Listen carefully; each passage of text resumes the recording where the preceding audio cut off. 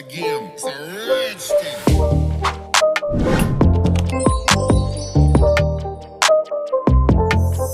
पट्टा टिक्का एक शिनवारी डिश है जो कि खैबर पख्तूनख्वा में बहुत ज़्यादा फेमस है और आजकल हमारे जुड़वा शहर यानी रावलपिंडी और इस्लामाबाद में भी इसकी काफ़ी धूम मची हुई है।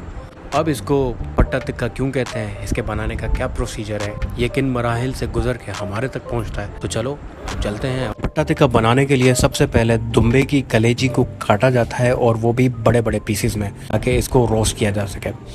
उसके बाद इसको हाफ रोस्ट किया जाता है। हाफ रोस्ट होने के बाद दुम्बे की कलेजी को छोटे छोटे पीसेस में काटा जाता है। फिर इन छोटे पीसेस को दुम्बे की चर्बी की थिन लेयर के साथ रैप अप किया जाता है ताकि टिक्का बिल्कुल छुप जाए उस चर्बी के साथ। फिर उन टिक्कों को सीखों पे लगाया जाता है। उसके बाद टिक्कों के ऊपर सिर्फ और सिर्फ नमक छिड़का जाता है।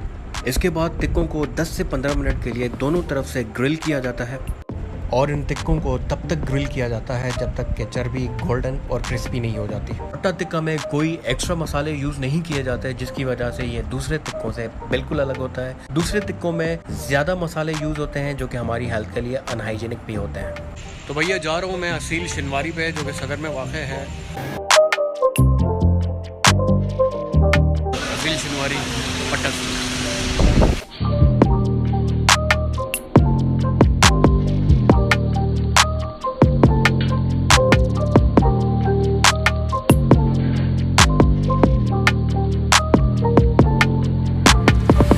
नीचे जगह ना होने की वजह से हम लोग ऊपर जा रहे हैं और ऊपर भी इनका बहुत ही ज़बरदस्त किस्म का सेटअप बना हुआ है। ये आप देख सकते हैं, इधर पूरा व्यू आपको नज़र आएगा। और फाइनली हमें एक सीट नज़र आ गई है तो हम लोग वहाँ पर बैठे।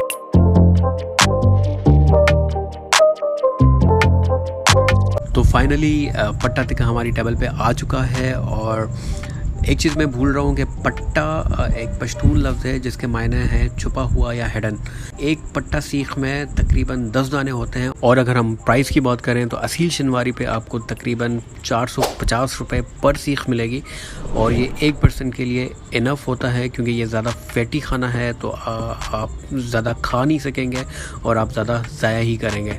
तो I hope you like the video. अगर वीडियो पसंद आई तो लाइक शेयर और सब्सक्राइब लाजमी करें और बेल का आइकन लाजमी प्रेस करें ताकि मेरे आने वाली वीडियोस आप तक पहुंच सके। Thank you so much.